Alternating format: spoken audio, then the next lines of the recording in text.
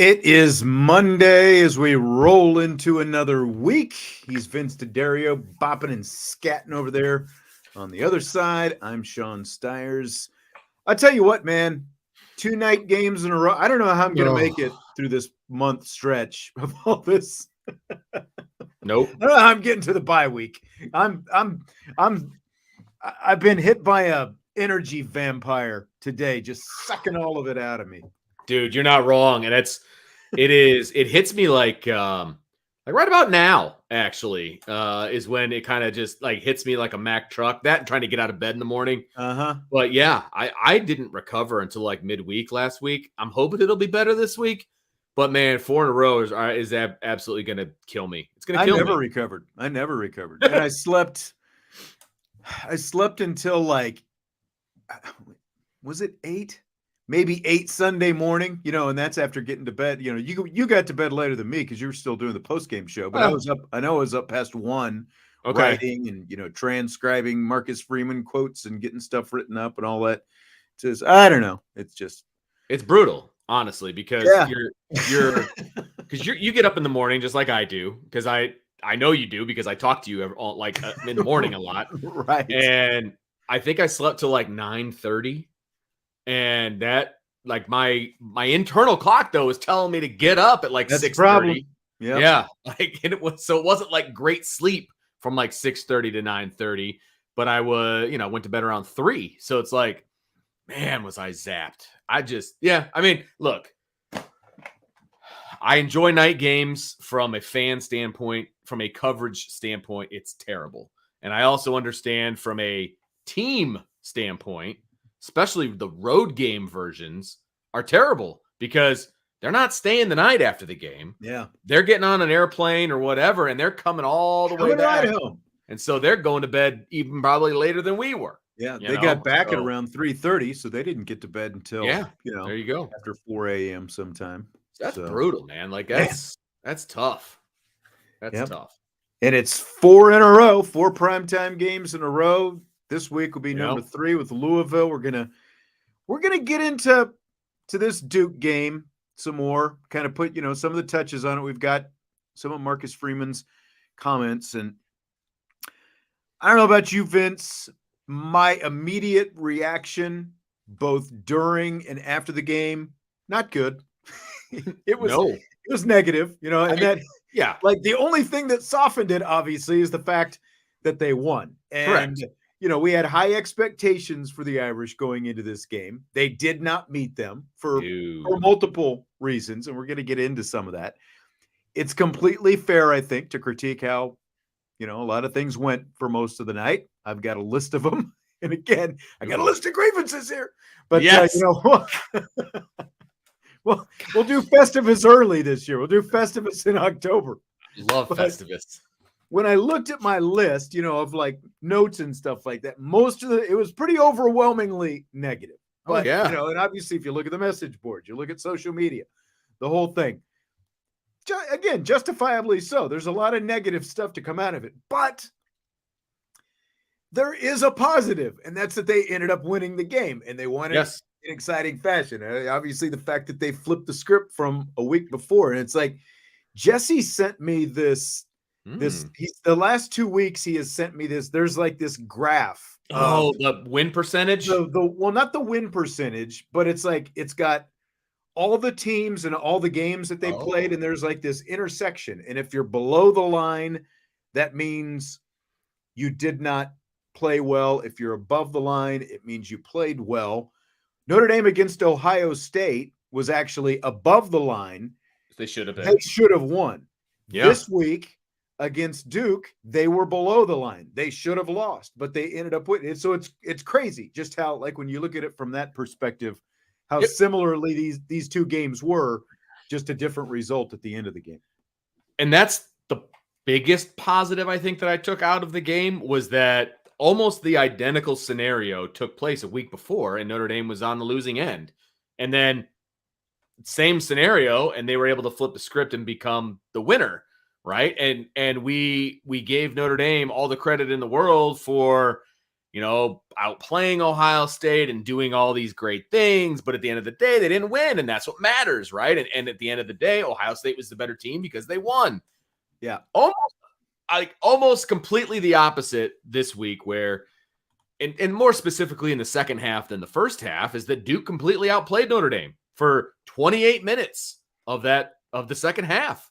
Notre Dame outplayed Duke when it mattered at the end and ended up getting the win. And so, I mean, at the end of the day, it is about winning, right? And at the end of the day, Notre Dame still has everything in front of them the way that they should have, regardless of the way that they won, because they actually won. And you can go through all the list of various national champion teams that struggled with this team or struggled with that team, but ended up winning. And at the end of the day, that's all that matters. Now, there's a lot to clean up. Obviously, more on the offense than on the defense in this particular game. But as we said last night when we were doing Upon Further Review, it's a hell of a lot easier to break down that film when you know the outcome is a W. Right. And, if you threw out the last couple of plays that Notre Dame made and you didn't know what the outcome was, you would, again, I think you would probably come away with more negative than positive. Salty asked if I could whiteboard all of what I was just saying. I can't. Jesse will be here tomorrow. I think he threw that line graph thing up last week. And I'll see if he can grab both of those and kind of show that tomorrow. Makes sense. Because he sent it to me. The one that he sent to me last week, I think it was the day after the Ohio State game. He sent it, and I'm like, look, and there's a logo of all these teams, and I'm like, I don't know what the hell this means. He brought it up on Tuesday, and I'm like, I have no idea what that thing meant. Do you want to explain it? And I think he put it up That's there funny. Last Tuesday. So I'll see if he can grab those and show both of those on tomorrow's show. It's like, thanks, math guy. I still don't. You're gonna have to explain this. But I mean, look, you look at some of these teams across the country, right? Georgia struggled, to win their game. If it wasn't for Brock Bowers, they don't win that game, right? And, USC ended up struggling against Colorado, even though I turned that game off at halftime because I thought, that game was well over, but they ended up struggling. So those teams were undefeated and they all struggled. And so, teams are going to struggle. This is college football, man. Rarely is a team going to go 12 straight weeks and just blow out everybody that they play. There's going to be drama, and there was certainly the fair share of drama. And I don't know that I believe Notre Dame was going to win until Audric Estime crossed the goal line. I did not. So unlike you, and I don't mean this in a negative way, but unlike you, I don't yell at my TV very much. Not like yelling at my TV, but when Audric Estime broke loose, that was as excited as I have been watching any Notre Dame football game in a long time. Maybe with the exception of the Kyron Williams run a couple of years ago. We were in the press box against for that. Clemson. So obviously, yeah. No, the one against North Carolina. Remember the one? The one where he goes right against Carolina, where left. he starts to the right, cuts back to the left, and down the sideline he goes, and that whole thing. That to me is still one of the more incredible runs. That was mostly him, though he did get a little bit of help from a couple of teammates, including Michael Mayer downfield. But the Audric Estime, I just started yelling, Estime! Estime! I could not believe it. Because again, we all know he was bottled up all night, and frustratingly so, he was bottled up all night. It's not just that he was bottled up, it was the choice of runs. Again, let's save that. We'll save some of the more critiquing aspects of it. I know you guys have been through a lot of it, but but not with you.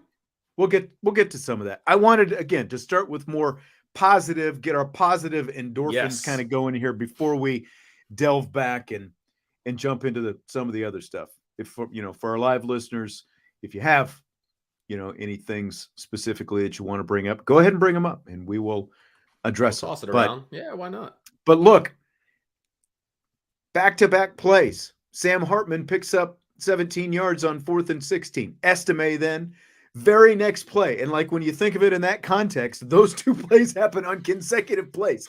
It looked like nothing was going to go right for most of the night.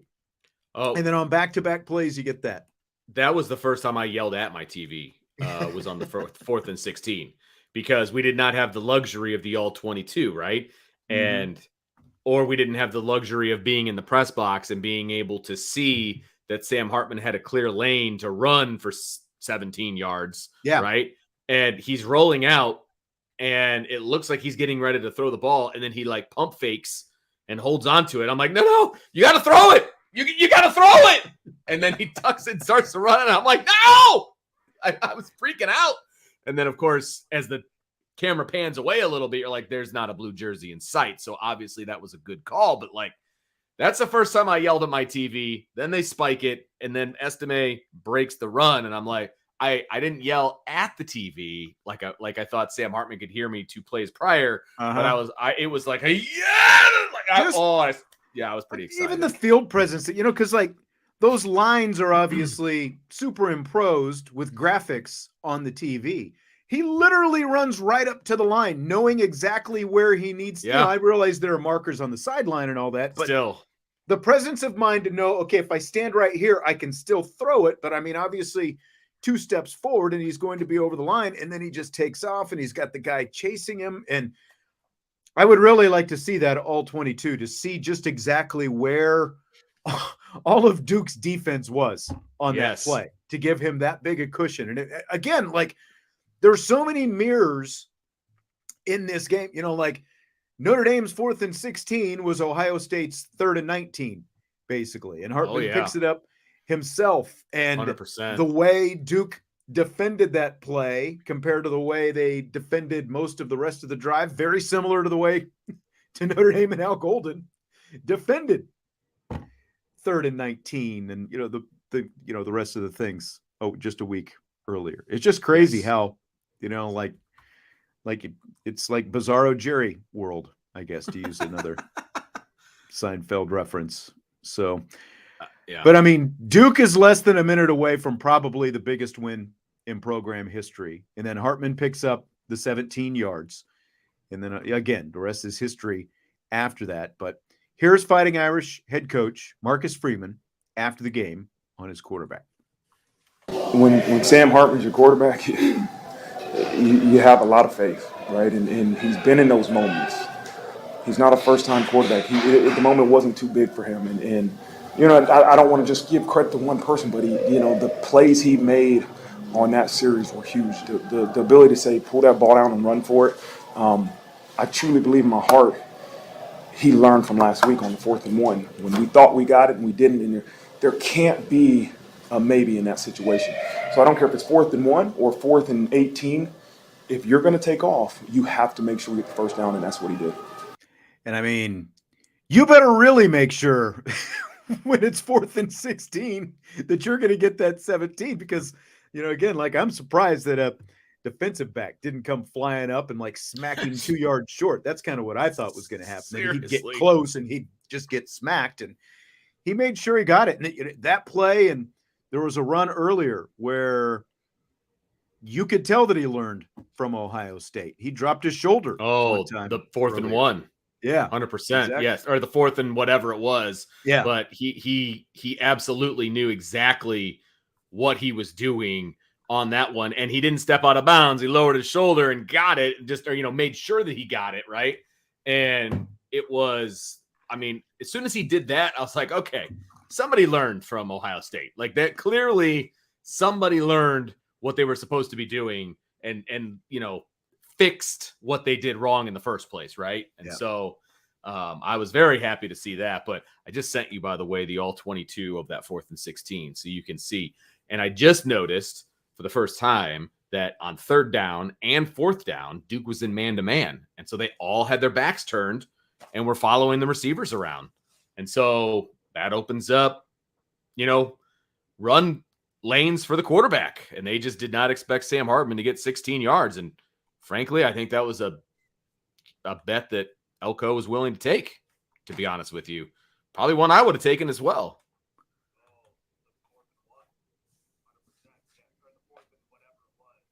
And of course, you can hear me talking over the top. It's can you hear that?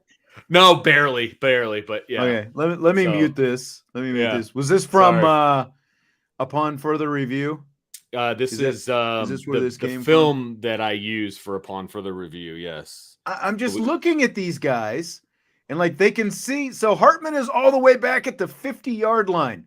Okay. And now he starts to come forward. Now he's at the 45 and they're still 5, 10, 15, 20, almost 25 yards away from him. Yes. Now he's at the 40 and they're closing in, but they're within 12. He still needs to get 10 yards. And there is a defensive back standing about 13 yards away from him.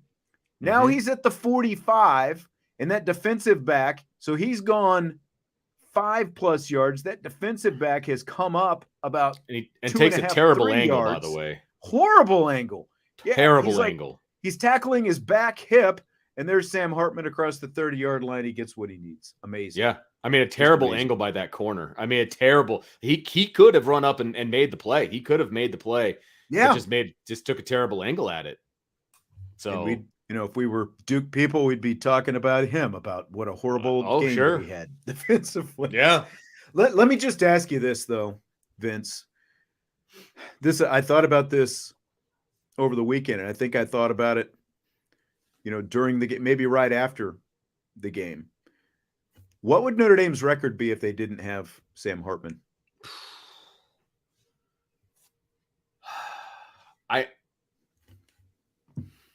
I mean, they definitely have 2 losses. They would definitely have 2 losses, right? I mean, we can all agree that they probably lose to Duke and they still lose to Ohio State. I think we can. I'm not sure they beat North Carolina State the way that game played out. I mean, that's fair. That's fair.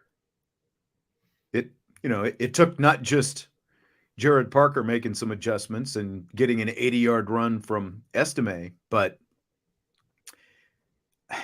some of those runs are opened up by the fact that they're afraid that Sam Hartman's going to throw the ball over them. And let's not forget, this is a quarterback who hasn't, the one fumble. He had the fumble, but he hasn't turned the ball over through the air.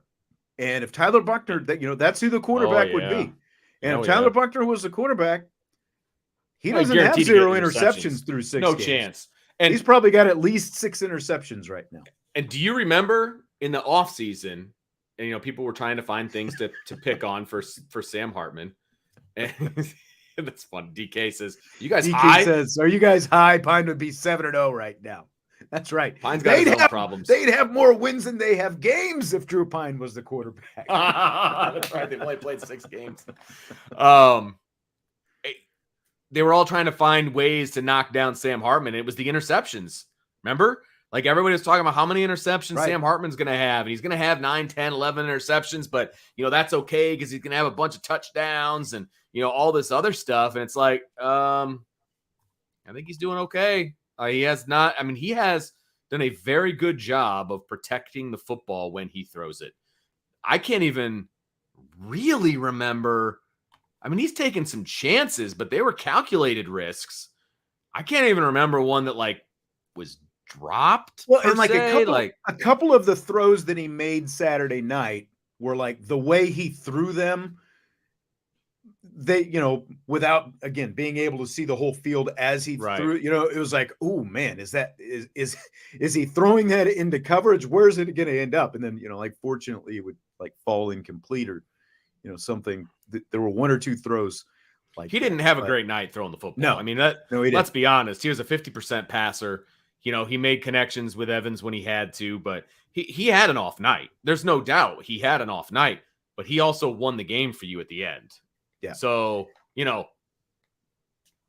can take it. I mean, even he knew when he pump faked, it was like, I just, in my mind, I'm thinking that he's thinking you know what? I haven't been completely on in this game. I think I'm going to tuck it and run. You know what I mean? It's 4th down. You're not going to get this one back if it's a bad throw. I got a lot of green grass in front of me. Let's just do this thing. You know what I mean? Because I'll show you this play. If you go back, obviously you don't want to necessarily do it now. When he gets to the top of his drop, he's got Rico Flores open. And because it's covered 2, but man under, and it's too high, and the corner doesn't run. He runs with Rico for a little bit, but then he lets him go. So there's a nice hole there the back right corner, and Rico is literally going like this. And is this on the same video you just sent? Yeah, it is. And when Sam gets to the top of his drop, now part of the reason that Sam Hartman was off in this game was because he was getting so much pressure because the offensive line did not play well. Okay, and he was getting guys in his face, so he was a little trigger happy there at the end. And so when he gets to the top of his drop, he's got a chance to hit Rico. If he's on in this game, I think he makes that throw. But he wasn't on in this game. And I don't think he trusted himself enough because I'm seeing it right here. Rico's around the 20-yard line waving and Hartman is still at his own 48 as he's kind of coming forward. But Rico he's kind of sitting there, but he's also, as you said, there's a man under, and then the safety is coming over the top because he spots Flores all alone there near the sideline. So if you rewind it just a skosh, when Sam gets to the top of his drop, right? Rico is just now passing the corner, and the safety has turned his back on Rico. And so there's a window, you know what I mean? And it's a window that I think Sam Hartman hits 9 times out of 10. But I don't think he trusted himself at that point, and I don't think he trusted that the line was going to hold long enough. No, I really do. I can see that. It still wouldn't have been an easy throw. Like, it's a throw that I think that he makes if he's on, but it still wouldn't have been an easy throw. He would have had to step into it, right? He would have had to step into that throw, and I don't think he trusted what was in front of him. I mean, it was a rough game for the offensive line, and we're not going to sugarcoat it. It was a rough game. And so Sam Hartman did what he had to do, and even though he was off, and even though he didn't have a great game, he won the game for them in the end, because picking up that 4th down, man, that was the game. That was the game. Yep. Big game for Mitchell Evans, obviously. 6 catches, 134 yards. It's like the guy just made play after play after play, especially on a night when the receivers gave you next to nothing, basically. And we'll get to that here in a second. But Joe asked, do you think that teams will start focusing on Evans because of the weaknesses with the receivers? How does Notre Dame use this to their advantage? I mean, it's possible. I mean, if you want to give him the Michael Mayer treatment, I mean, that's fine. And that's worked in the past. But, Sam Hartman, we can knock the receivers, and that's fine, specifically a very specific one, because I don't think the other receivers played poorly. I just don't think that they got the ball thrown in their direction. There was only 3 receivers on the field on Saturday night. One of them had a terrible game. The other 2 played fine. The other 2 receivers played fine. And so if you want to put all of your eggs in the let's defend Mitchell Evans basket, you're going to get hurt by Sam Hartman. I mean, what's one of the things that we've talked about, right? Throwing to 10 receivers, 9 receivers, 8 different receivers. Like, the other guys will make you pay. They're just not game breakers right now. The biggest thing right now that needs to happen with this offense is Jared Parker needs to adjust, I think, to the adjustments that are being made to him. Because when you start off a season and you've got a new offensive coordinator and a new play caller, which obviously he is doing both, I think he was able to come into the season in the first few games with a script of what he wanted to do, and all these different formations and things that he wanted to do. Well, that's all fine and dandy for 2-3 games or whatever, but by the time you get to that 2 or 3 games, and this is to an extent the same for Sam Hartman as well, because he is playing in a different offense than he was playing in. But now teams have a book on you. They're all watching every single play of every single game. There's a book, and we know that Jared Parker didn't adjust well enough in the Duke game, and that to me, beyond the offensive line not having a great game, that to me was the most frustrating thing. Because, I mean, it felt like Notre Dame should have been able to have more success running the ball between the tackles. But it became obvious pretty quickly that they were not having success between the tackles. And there was not nearly enough of an adjustment from Jared Parker, I don't think. And that's the biggest thing that I need to see from him now is we saw some creativity early on, Vince, and again, you can expand on this to whatever extent you want, but there's got to be some adjustments made now. They weren't made Saturday night, and now bigger picture, he's got to be able to start making those adjustments as the game, like NC State with that unbalanced line, major adjustment, and it had a big impact on the game. Well, you've got to show that you can keep doing that kind of thing because, again, you're 6 games in and teams have seen the way that you're calling games and what you're doing over the course of a game. Well, and the one of the most frustrating parts offensively is that there were no adjustments, and we've seen adjustments by Parker in the past in games. We have. So it's not like in the past where it's like, well, Notre Dame just doesn't make adjustments, so it doesn't matter. We've seen halftime adjustments. We've seen in-game adjustments by the offense in the past. Didn't see him on Saturday, and that's frustrating. Like there weren't enough outside runs, to loosen up the defense a little bit. I mean, they were pinching down hard to take away Audric Estime. I mean, that's what they were doing, and then they were playing over the top to prevent the big long pass play because that's what they've been doing all year. I don't know how many times I heard on College Game Day Reese Davis say, well, they've never completed a pass over 20 yards in the air. And in the second play of the game, they did that. And, it's like, okay, got it. Thank you. Now we can stop talking about that. But that was very disappointing for me from a Jared Parker scenario. So now we've got 2 games in a row where they've struggled to score. You had 4 games in a row that were over 40 points. Now you got 2 games in a row where they've struggled to put points on the board. And it's a bit of a red flag at this point. Well, but these are also top 20 defenses he's facing. I get it. As opposed to those first 4 teams. They were not good defenses. With the exception, if you want to be the team, solid. But if you want to be the team that you think that you can be, because this team has national championship aspirations, right? I mean, that's who they think they are. If that's who you think you are, you need to score points because we've talked about it a million times.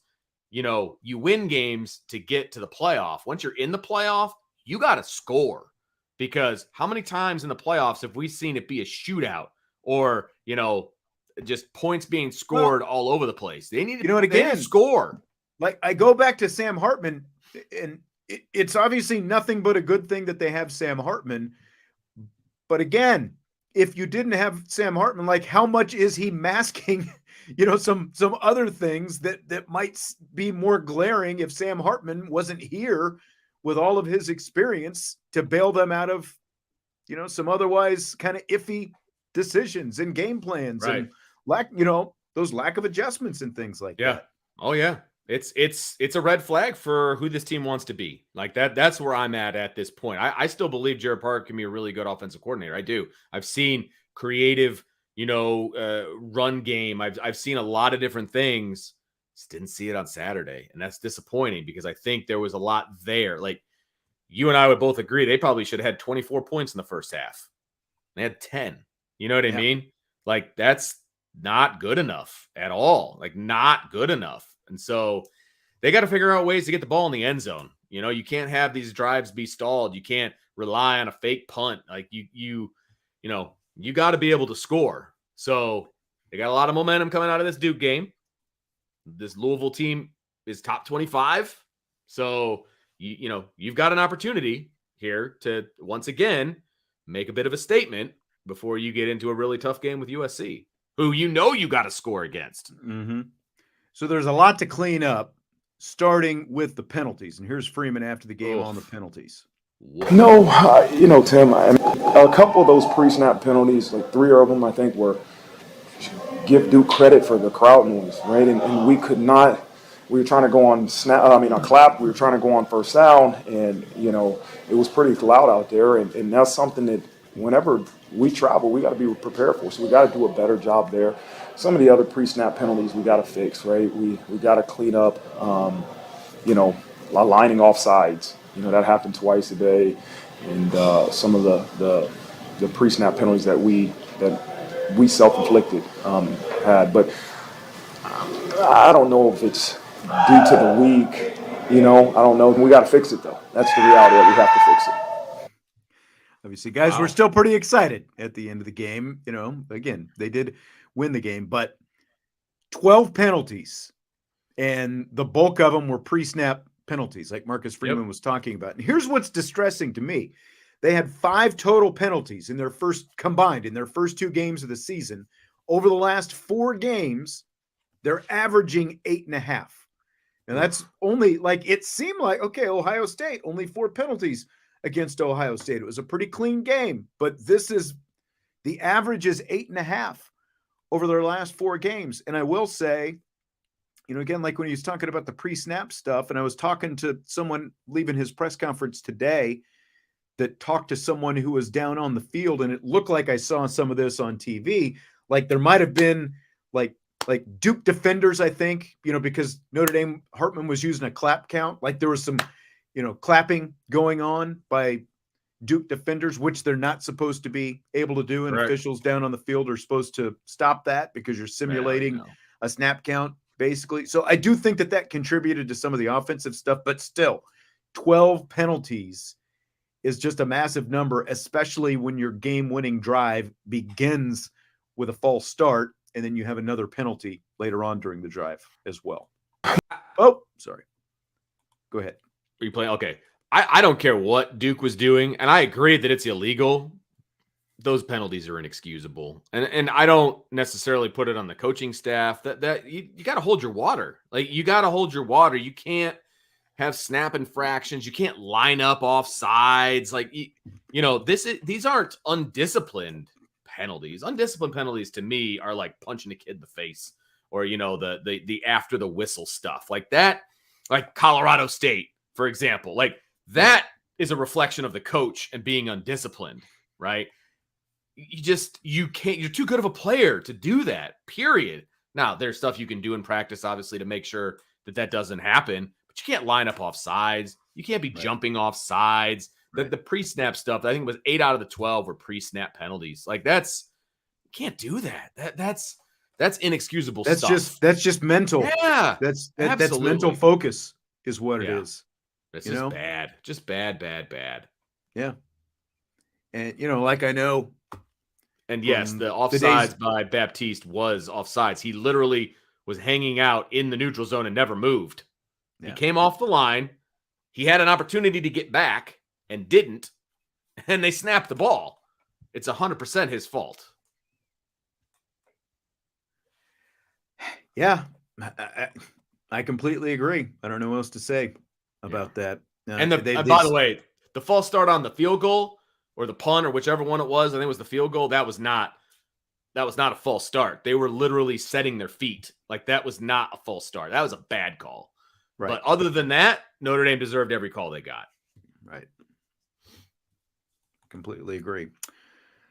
We're at the point where we've got to talk about Tobias Merriweather, because on a night where Notre Dame's receiving core was obviously depleted, they only played 3 guys. Yeah, and he's one of them. Yes, and he had 3 drops and the 2 penalties that I just talked about. And 0 catches. He had 2 penalties on that last drive. He had the false start to begin the drive, and he had the pass interference. And then to confound the pass interference, after he pushed off, he didn't even make the catch on a ball that was completely catchable. Again, correct. I think this is a focus thing, because the guy is obviously talented. There is a ton of talent there, and we all know that. He knows that. His coaches know that. And I realize there's a lot of, I've seen on the boards, there's a lot of piling on Chancey Stuckey now. And what is he teaching these guys? And, what is his style and all this? I've come away from every practice we've been able to be at, nothing but impressed with the way Chancey Stuckey goes about coaching that position. I've got no complaints. When you listen to him talk, the guy is obviously sharp. He knows what he's talking about.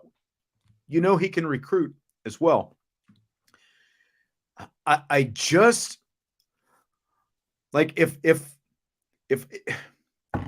look at what's going on with Chase Claypool with the Chicago Bears right now. It sounds like he's about on his way out of Chicago, and it's not because Chase home.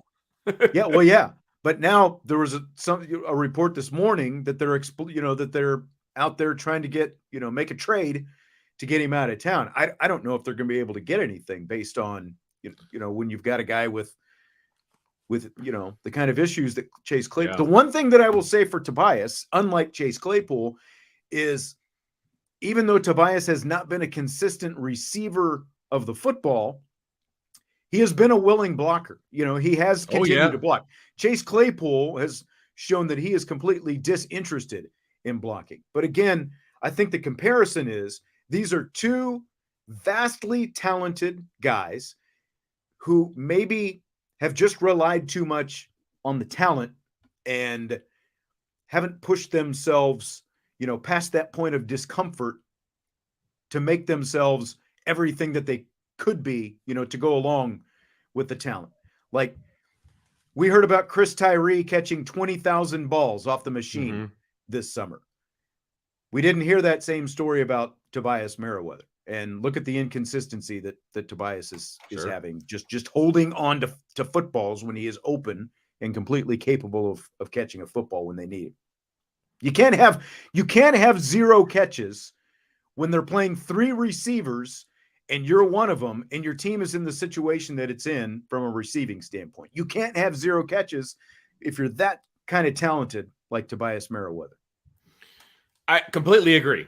And what I think that a lot of people are forgetting, number one, I will reiterate the fact that he did a great job blocking. All the wide receivers did a great job, and they have all season of blocking. We don't have an issue with any of that.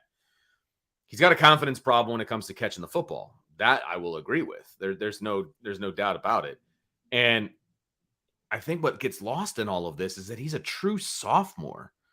Like there's still time for him. You know what I mean? And maybe his role needs to be scaled back a little bit right now and let him get his confidence level up or whatever. I don't know specifically what the answer is because I don't know him personally, and I don't know how he practices and what's the best way to get to him. Is it yelling? Is it the arm around the shoulder? Is it, you know what I mean? Because like, this, you are a head coach. Like every player is different on how you can get to them.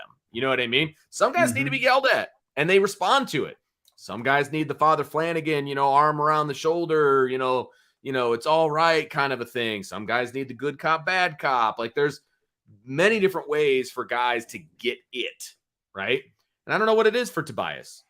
Right now he's blocking really well and he can't catch a football, right? And he's lacking, offensive pass interference like that. He had beaten the guy. He was ahead of him. He didn't even need to push off.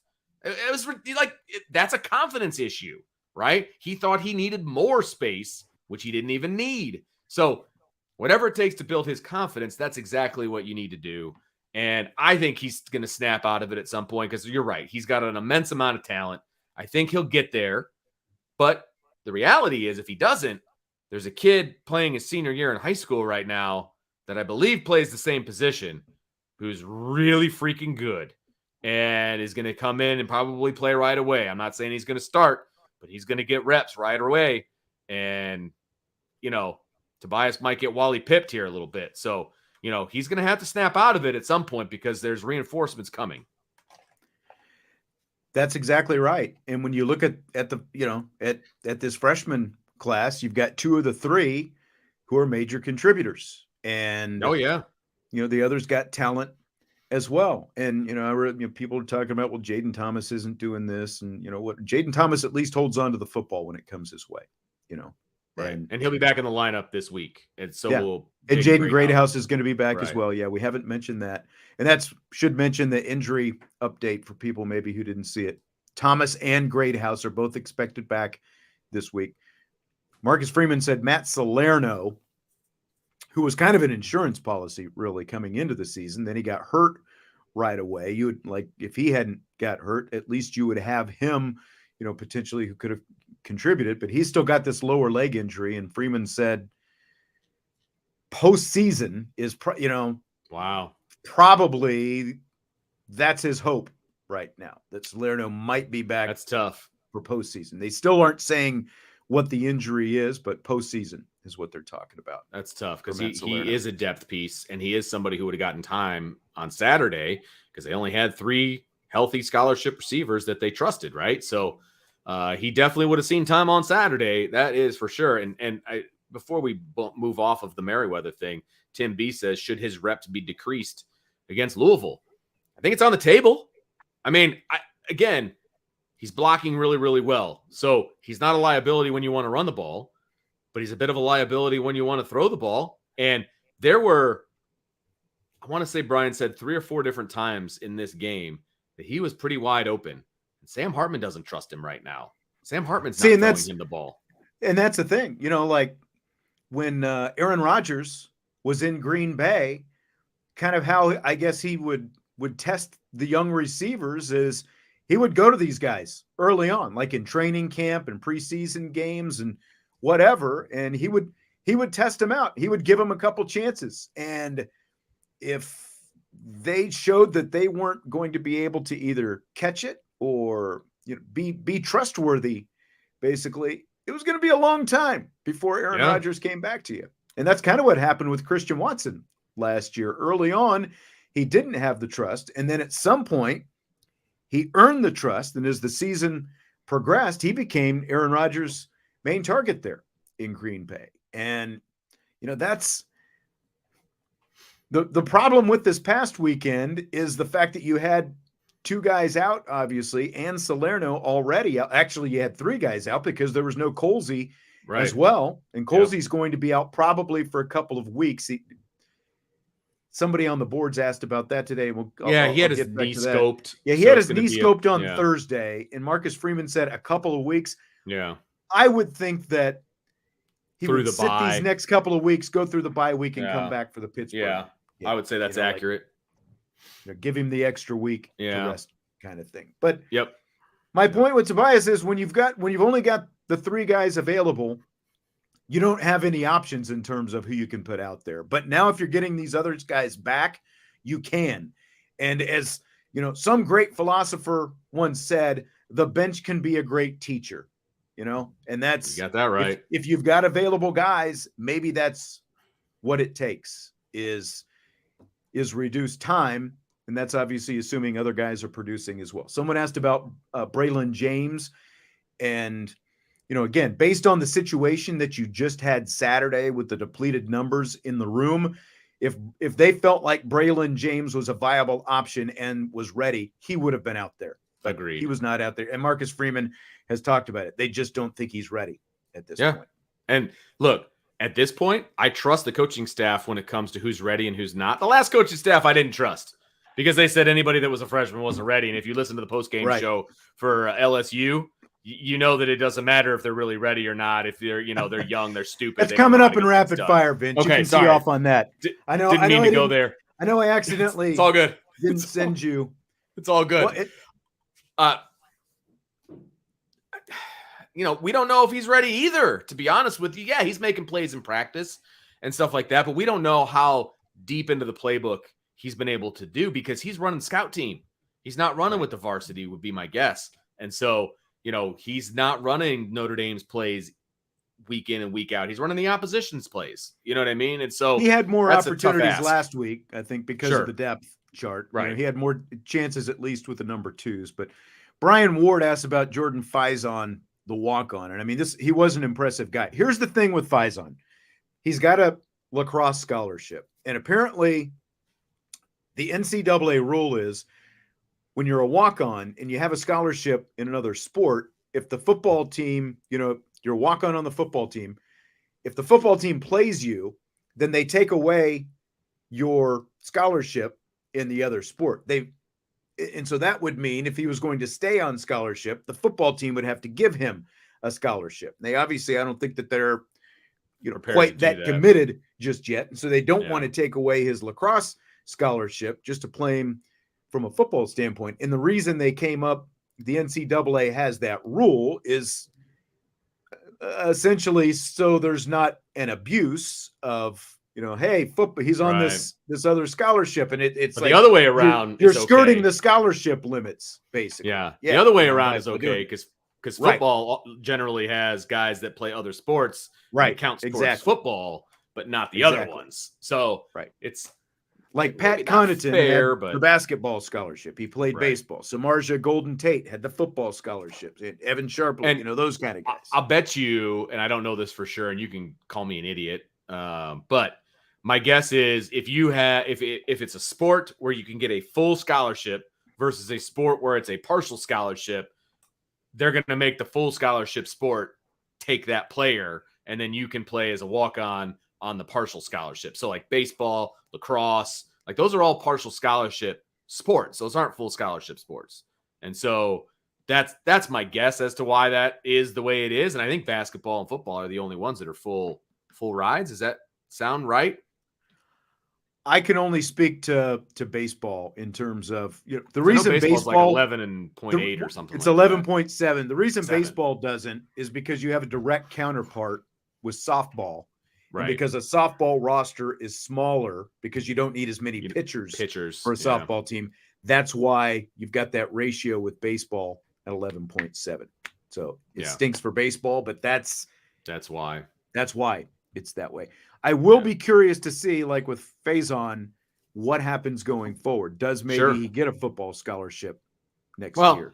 That kind of thing. And can he be, a legitimate varsity type guy? It's going to be tough. He's good. The depth at wide receiver gets a lot deeper once this new freshman class comes in. Exactly. The guys they've got coming into the 24 class are legit. And so we're not going to be talking about lack of depth at wide receiver come springtime. You know what I mean? And so I think it'd be even harder for him to kind of break through because he was showing out in spring practice and in fall practice because the numbers weren't great at wide receiver. So he was getting more, opportunities. He's a great player. He's playing great. But I just think that depth chart gets even deeper once this 24 class comes. You know what I mean? And so that might limit his opportunities a little bit. Tom asks if there's anyone from the defensive backfield that could possibly play receiver if needed. I mean, they tried that obviously last year early on with Xavier Watts. I don't think that there probably is at this point. They would bring Faison into as a scholarship player before they would bring somebody over from defense. I mean that's where I think that they're at, to be honest, because they love their depth. They like the kids that they have at wide receiver. It's just unfortunate that they had some injuries. Now some of those kids are going to come back and they're going to be fine. I don't see the depth being an issue moving forward, unless like 4 guys go out with season-ending injuries. Then you start to scramble a little bit. But the tweak of the hamstring was just for one game. Tim B says this is actually starting to feel like maybe these guys just broke through a wall. We will see in about 5 more days. What do you think about that? I mean, yeah, I think these guys are tired. I think, if we're talking about the entire team, I think that's something we talked about at the top of the show, right? I mean, you and I are tired, and we're not out there practicing and bashing each other's heads in the press box. You know what I mean? Like, it is a 4 night games in a row. We could give that a shot if you want. Like, I mean, we can beat each other's heads in. It'd be rough. I don't think you and I would get off the floor. That's right. But it makes me think about this, and this is way off topic, but I'm going to say it anyway. You see Notre Dame doing these 4 night games in a row. What happens when you've got like USC or UCLA or Washington or whatever, and they're in the Big Ten and they have 4 night games in a row, and they're coming from the East Coast back to the West Coast, and all of this? Like, we're talking about Midwest for the most part situations for Notre Dame with these night game situations, right? I mean, Duke and Louisville, a pretty short hop, right, from South Bend. I don't know. Our home games, obviously. Would you rather have the primetime games or noon kickoffs? As a player, or as a player?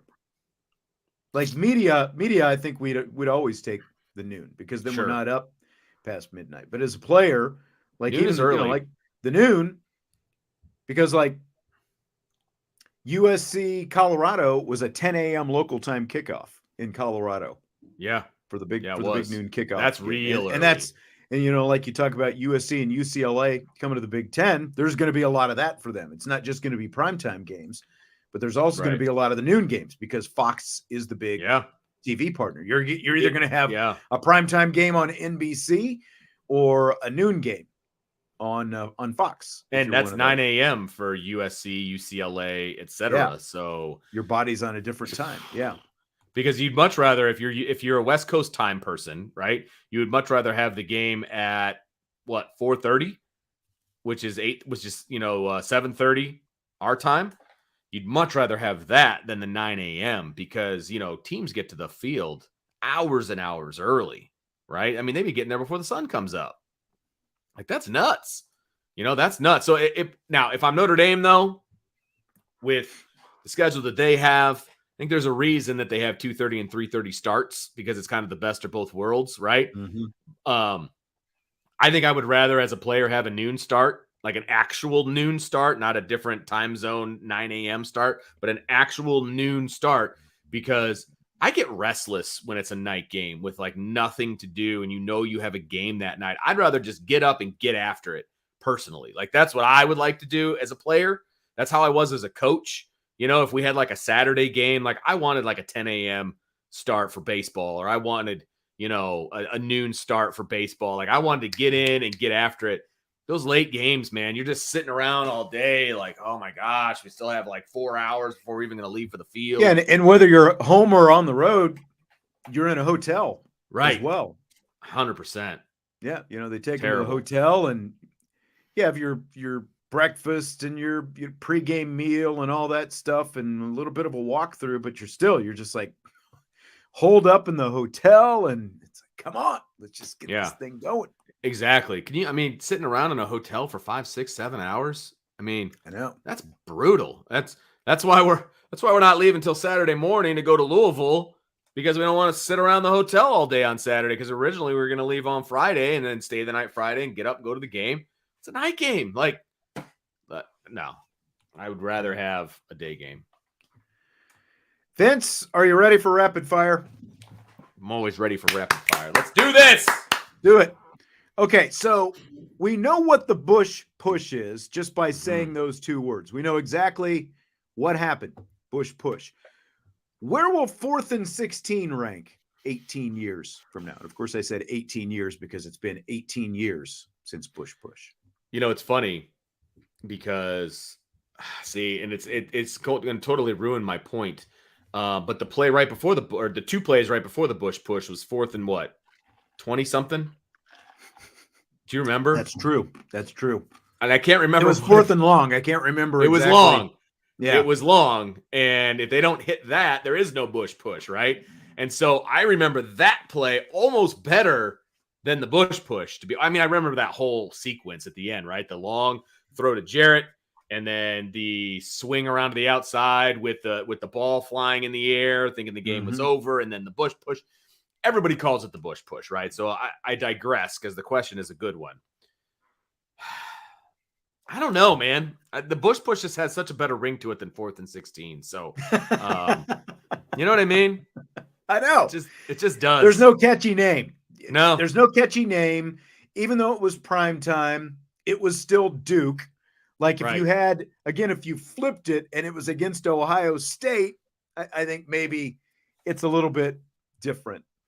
I think it is definitely, I think it's one that, like, because we were there, we were watching, we follow it so closely, it's one that we'll remember. To me, though, like 4th and 16, even though it wasn't the play that scored the winning touchdown, it seems like the more miraculous play, as opposed to even a 30-yard touchdown run from Ojek Estime. Oh, yeah. Who had been, again, bottled up all night.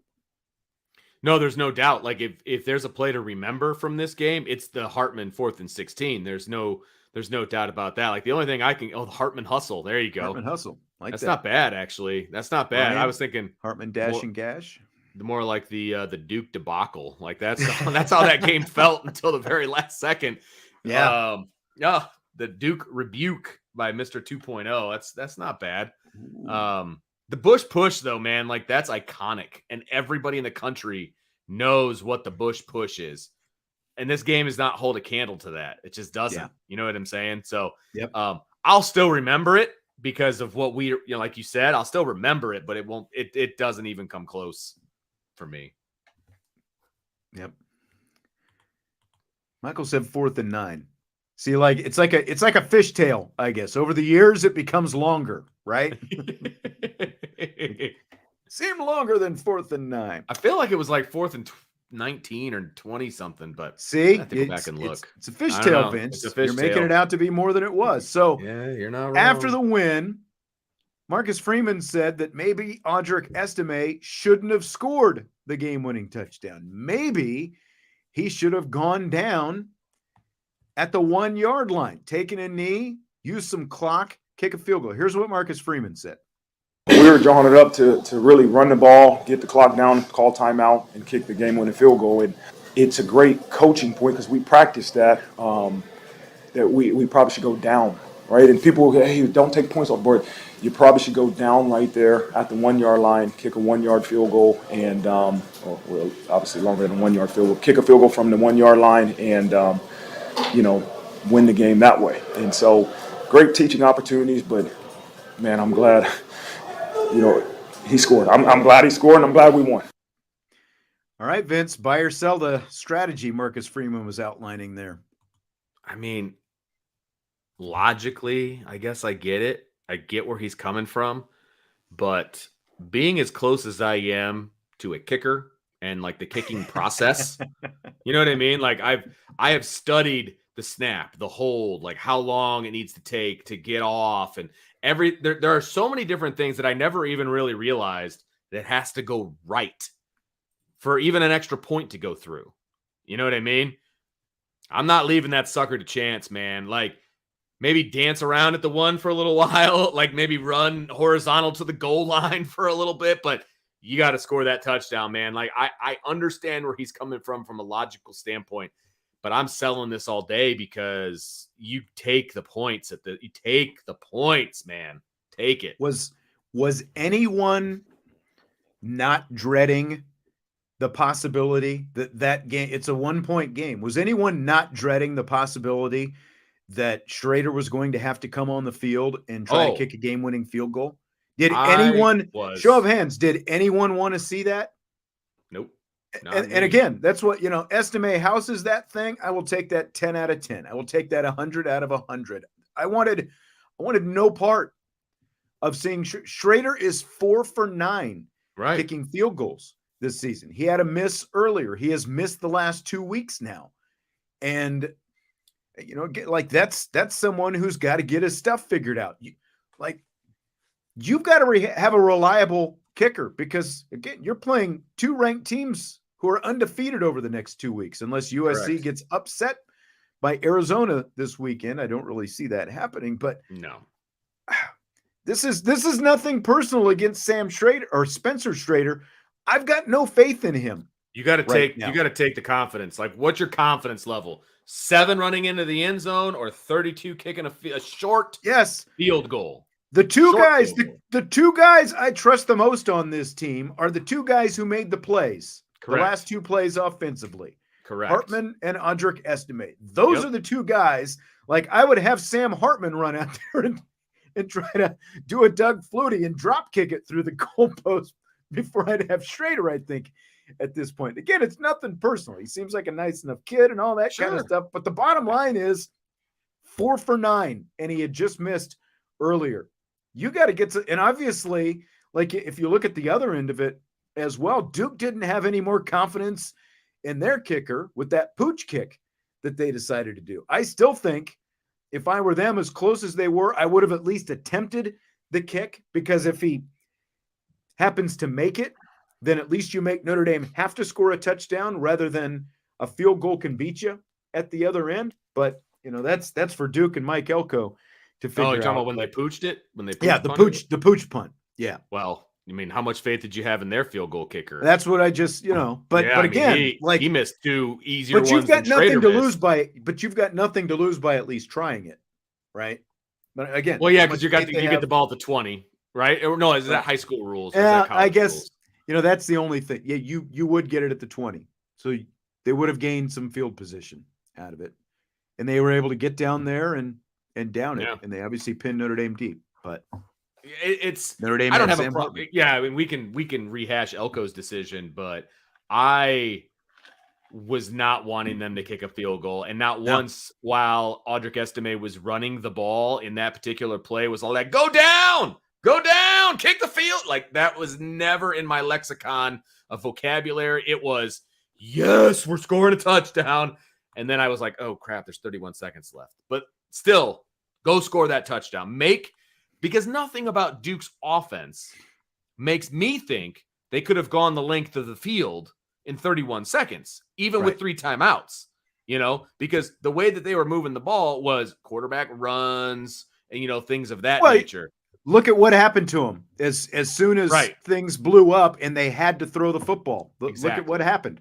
And that's what I'm saying. Like, I had no faith in Duke having to go the length of the field in 31 seconds, even with 3 timeouts. Like, there was still a piece of me that was nervous. Don't get me wrong. But if you put the strategy in and you're looking at it from all angles, right, it's okay. I feel pretty good about Notre Dame being up a touchdown when they got that 2-point conversion. They're up 7. I felt really good about pinning them deep and making them go the length of the field. Tyler wants to know if we think the back-to-back physical games against Duke and Ohio State affect the Louisville game. I mean, they're not injured, right? I mean, they had a couple of injuries, but they weren't because of the Ohio State game, for the Duke game, and now those guys are back. So they're last time I checked, outside of Matt Salerno and Deion Colsey, they're 100% healthy, right? So that's what you worry about from a physical game. There's no Gobira. Gobira's out. Okay.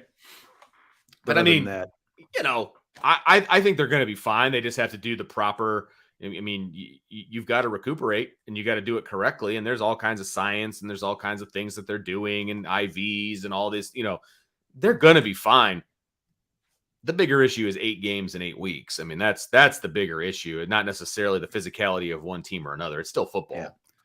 And this is 7. Yeah. This is going to be the 7th straight game that they played. Right. And then of course they got to get to USC for number 8 before they get the bye. And that's, plus, by the way, midterms are next week as well.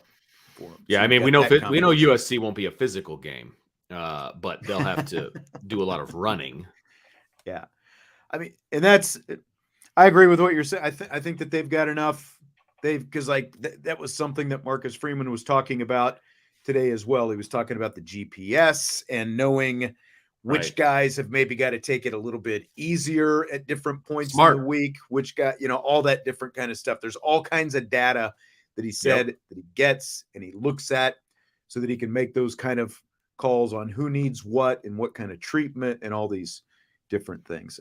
I think that, so I think from that aspect, I don't think that necessarily those 2 back-to-back games like that will have a major impact. Right. Because like you said, they're doing pretty well, knock on wood, from an injury standpoint. Yeah, for sure. For sure. Fill in the blank. Notre Dame's special teams are blank. It's October, right? So I'm going to go with scary. They're scary right now. I mean, you got the muffed punt, you got the missed field goals, or punt return, the missed field goals. What was Chris Tyree doing on that play? Did you hear Marcus Freeman's explanation today? Like, it was an interesting explanation. He kind of, once again, because it's Marcus Freeman, he took the blame. I guess the punt return previously, Chris Tyree fair caught it. And Marcus Freeman went up to him afterwards and was like, hey, stay aggressive, man. Stay aggressive. And so on the very next one, he was trying to, quote, save them yards. That's what he told Marcus Freeman. I was trying to save us some yards. I thought I could get on it, catch it on the bounce. By picking it up off the ground. That's like as soon as that ball hits, basically, Basically, yes. He didn't want to see it roll, another 10 or 15 yards. And so Marcus Freeman's like, yeah, I get it. I get where he's coming from. He's like, we can't do that. He goes, I get where his head was. And he goes, sometimes I got to keep my mouth shut. I told him to be more aggressive, and that's what happened, So he took the blame, but Chris Tyree's got to know better. It's got to know better. Like, stay away, man. Peter, get away. Get away from it. I mean, there have really been 2 good special teams plays this year. The Onyé punt. Oh, yeah. The Onyé block of the field goal. Sure. And the fake punt the other night. Yeah. Other than that, haven't had a lot of great returns. Haven't really threatened on many blocks. The punt game. The punt game has been good. I have not had an issue with the punt game. The kicking game has not been great. Yeah. How about that? There's the bright spot. The punting game. I think McPherson has done well. Yeah. Should have had him at the 1 yard line. I mean, there was going to be, when you had the kind of season that Brian Mason gave him last year. Yeah, this is a big hill to. There was going to be a step back, but at the same time, it has just been. It's been much shakier than I would have thought it was going to be. Much shakier. Yeah. Oh, I agree. And again, when you've got you've got a special teams coach who's got a kicking background, and you've got a kicker, an experienced kicker that you brought in that you thought was going to be this great asset, but he hasn't been an asset. No, he hasn't. No, he hasn't. And you just disappointing. It's like tin cup, just lay up every once in a while. It doesn't have to be spectacular. You don't have to just put it through the uprights, man. Consistency. Make a 35-yarder, Yep. No doubt about it. No doubt about it. Just get it through, man. It's all. Yep. I mean, look, and like you said, that was a great example. Was the tin cup thing? There's been times, and I don't mean to keep bringing it back to my kid, but there was one, he missed a kick at one point, and then he had an extra point to hit, and he didn't boom it. You know what I mean? He just put it through the uprights, man. That's all you got to do. And it was like a half kick, but it was right down the middle because he took some off of it. It's like there's no point in trying to like kick it into the scoreboard or something crazy, man. You just got to get the points. Like that's what matters here. So. Yeah. So James says not one single. Okay. Yeah. Like they haven't blocked one. And, look, last year was an aberration. Like it was. Obviously, Brian Mason was able to see things on film that he could go out and they could attack. And they had a feeling when they were going to be able to get one. We hadn't seen that many block punts in a combined, probably 20 years or something, 20 plus years. You can't expect that. Yeah. But, Biaggi was a guy who his units had blocked some punts from time to time. And I think that we thought that they might at least come close, but we haven't seen that either. It's disappointing for sure. Yeah. And I think that that's probably the word. Disappointing overall. They've made a couple plays, but overall, I think it's been a letdown so far. Yeah. Agreed. Scale of 1 to 10, what is your confidence that ACC officials will ever get a call right? I'll tell you what, man, like every week, the bar, it's set lower, basically. It's like the ACC officials for this week, watched the game last week. They're like, hold my beer. Yep. Like, here we go. You know what I mean? Like Notre Dame got the apology from the ACC this week about the overturn of the punt at the 1 yard line. Like, oh yeah, we messed up. Can't review that. That's just inexcusable. But what does that do? If you're in the replay booth, right, you've got to know what you can and can't review. Seriously. And for them not to know, and even the rules analyst guy, when they first, came back and they overturned it, he's like, oh yeah, blah, blah, blah. And, here's what's got to happen. And blah. And then when they figured out that it wasn't reviewable and they start talking about it, he's like, oh yeah, that's right. They shouldn't have been able to review. You're a freaking former official. You're the expert. None of these guys knew it on the spot. Yes, you are paid to be the expert, and you messed it up too. Yeah, you know what I mean. Like it's just bad. It's just bad. Like really, really bad. I don't know. The Big Ten officials weren't much better against Ohio State. The True. ACC officials have been bad. So I just haven't seen good officiating in a Notre Dame game. And I'm not saying that it's just against Notre Dame. Like these officials are making bad calls both ways. Now, it was more Notre Dame leaning this past game, granted. Mm-hmm. Like, I'm not one of those conspiracy theorists that's like, oh, the ACC officials are always against Notre Dame. No, I just think they're bad. I just think they're bad officials, to be honest with you. And it's an epidemic across football. So, it was really bad. Picking up that pass interference, and I texted you guys, I think, after the fact, when they picked up that pass interference flag, because they were saying it was uncatchable. Well, if there's no pass interference, I think it's a heck of a lot more catchable ball because he impeded Merriweather from progress being to come able back to get close to the ball. Yeah. Correct. Yeah. No, I agree with that. I do. I understand why they picked it up because it was kind of a throwaway ball, but you can't just stand in front of him and not let him come through. Right. That's pass interference. It only bounced maybe 5 yards from him by the time it hit the ground. And it only bounced once, and he caught it on the bounce. Yeah, exactly. So, yeah.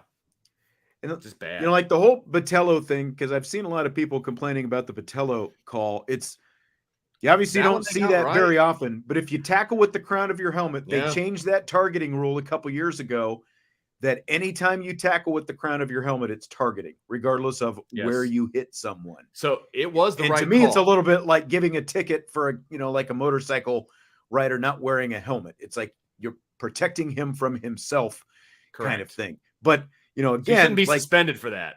Exactly. Technically, they called it right, but if you're not actually targeting the person you're hitting, you should not. The ejection piece, or at least the like you have to stay out for the next half thing, that should not come with it. It should just be a 15-yard penalty.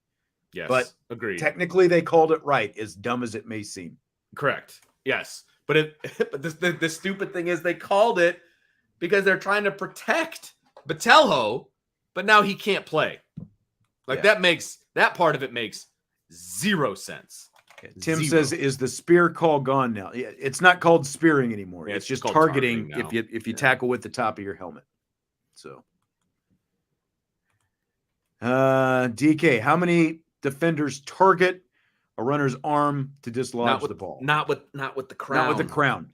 That's like you can do it with your face mask. You just can't do it with the crown anymore. Right. And look, it happens every game. We know this, but it's not supposed to. Right. Fill in the blank. It's blank that after losing to Ole Miss Saturday night, Brian Kelly blamed youth and inexperience, saying, quote, "There's nobody else walking through that door." Oh, that was just like I saw the snippet clip. I think, did I send it to you or did you send it to me, or we just both saw it? I don't even know. But it was about a 4-second clip where he's like, we're just so youthful and there's nobody walking through that door. It was hilarious. And then I watched the entire press conference, about 10 minutes. And it is worth your time, Sean Stiers, because he said there was nothing wrong with the defensive play calling. And they gave up 55 points. Mm-hmm. But there was nothing wrong with the defensive play calling. And he's like, we have to execute better. We got to do this better. Like, totally throwing the entire team under the bus and none of his coaches, which I thought was fantastic. You know what he complained about? The offense. He complained about the offense who scored 49 points in that game. Right. Like, it's just so... I mean, they gave up over 711 yards. Yes. Like, come on, man. Just call it how it is. Why do you have to come back with all these Kellyisms? Like, you know what? Marcus Freeman could lose the rest of the games this year, and I'd still be happy that he was the coach. Like, that's honestly how I feel. The last time I checked, LSU entered the season with the Heisman Trophy candidate at quarterback. Yeah. After the year that Daniels had last year. And he's talking about inexperience. And he went to LSU because I thought you were able to recruit all this young talent, all these young studs, and it didn't matter how young they were because they were so talented. They were going to come in and play and bail you out. I mean, he's starting some young guys, but he's got a lot of experience out there on the field as well. But who makes the plays for Notre Dame right now? There's a bunch of freshmen making plays for Notre Dame. Right. You know what I mean? Like, you can't tell me that freshmen can't make plays. Don't go in there and tell me about the youth. Like, how often did we have to hear about the youth of the offensive line a couple of years ago? Like, that was the dumbest excuse I've ever heard, because they were all a bunch of juniors. And they weren't young. They were juniors. They just hadn't played. Right. Yes. They were inexperienced, but they weren't young. Like, it just... There's always an excuse. There's always an excuse. It's never his fault. You know what the best part about this whole thing is? There's LSU fans that have been private messaging Brian and apologizing to him. Really? Yes. I hadn't heard that. Yes. Multiple. Wow. After all that stuff a year ago. All it took, I mean, we knew it was just going to take a little time for him to find out. We knew. Right. Just fantastic. Yeah. They thought they were getting Vince Lombardi. down there in the Bayou. Yes, they did. Who just couldn't win because he's over at that, Ivy League school. Just can't win. They don't have a chef. We do. Fill in the blank. The Toy Story broadcast of Sunday's Falcons-Jaguars game on ESPN Plus and Disney was blank. It's entertaining. First of all, I was forced to watch it because it was the only way I could watch the game. Because I have Disney Plus, I don't have ESPN Plus. Oh, okay. So it was the only way I could watch the game. It's an interesting way to watch the game if you actually want to watch the game, but you don't have any other means. It was the only way for me to watch the game, and it was Sunday morning, and I was like, "Oh, there's football on." And I was like, "Crap!" It was like a video game of little miniature guys running around out there on the field. I was impressed with the technology, to be perfectly honest. They did a couple. I saw after the fact, they did a side by side of the real game and the Toy Story game, and it was it was right on. I guess they put chips in the shoulder pads. So they could track them. Did you see the video on Twitter where they had the side by side of the actual play and then showing what they were showing? It was pretty spot on. And the broadcast was meant to teach people about football. They were talking about how to get a first down and stuff like that. And so I thought, look, I would have rather watched the regular version of the game, obviously. Okay. But for what it was, I thought it was a really cool way to introduce football to younger kids. I thought it was really cool, to be honest. That's what it's meant for. Just like the Nickelodeon slime games and stuff. Yeah. They're going to do the Nickelodeon, alternate broadcast, I think, of the Super Bowl and a playoff game or something again this year. I mean, they're thinking outside the box for the younger generation. I think it was cool, honestly. We're obviously not the target demographic for that. Now, you kind of fit in there a little bit because you've got kids in that. Did any of your kids actually sit and watch it with you, or was it just you watching Toy Story game? They were kind of in and out, but they were asking me, what are you watching? And I would tell them, and they were like, "Oh, that's kind of cool." And they would see the different Toy Story characters and stuff like that. So they were kind of into it, to be honest with you, until they realized they were watching football. But like I said, if it's an alternate broadcast, I dig it because they're trying to get other kids, other people involved, and the technology was actually pretty impressive. Now there was some glitches, here and there, and it was kind of obvious, but I thought it was good. I thought it was well done. How about that? You texted me and you're like, "Hey, are you watching the Toy Story thing?" And I'm like, "Nope." You're like, "You should check it out. We can talk about it in rapid fire." And I'm like, So fortunately, I've got the ESPN Plus. So I was making lunch and I pulled it up on my phone. And that was a drawback to me is I could only watch it on my phone. I'm not a kid, who watches everything on their phone. Fair. I've got big screen TVs for a reason, but my daughter was sitting there playing Candy Crush and on her phone. And I said, "Hey, watch this for a minute." And she's like, "Okay." So I give it to her and I'm like, "So what do you think?" She's like, "Oh, that was cool." So I said, "Would you rather keep watching that or keep playing your game?" She said, "Play my game." Yeah. So that's fair. That's fair. And then, because this was, I guess this was before the Bears game, because she wanted to watch the Bears game and that whole thing because I think she's a Bears fan. And that was, they're finding new ways to lose, man. Just new ways torture. To lose. Defensive tackle intercepts at the goal line. That was a couple of weeks ago. And they're Tim, I don't need a Roku. I've got DirecTV and I've got all these subscriptions. I don't need another whatever to watch. Now, is that how I watch ESPN Plus, on my TV, is if I have a Roku? That's what I have. And that's how I watch all my streaming stuff on my TV. All right. So I have that's a box the problem upstairs. With the streaming services. We've got a million of them. Right. But we've got so many now. I told my wife, it's okay, now we need to buy, because we've only got one smart TV and it's in the living room. Yeah. But when you've got all these sports now going to all these different streamers, I said, we're gonna have to get a second smart TV at some point.